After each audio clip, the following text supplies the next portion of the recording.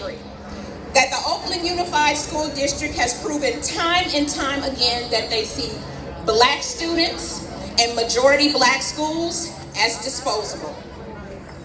On January 12th, the board made the decision to skip community engagement and to not conduct an equity impact analysis before starting the process to identify schools for closure. In the past 2 decades, 16 Oakland schools that were closed had over 60% black students. This has contributed to an enormous decline in enrollment. OUSD is well aware of the harm caused by those closures. Yet here we are again, 14 schools identified for closure, and more than half of them are majority black schools. I say enough is enough.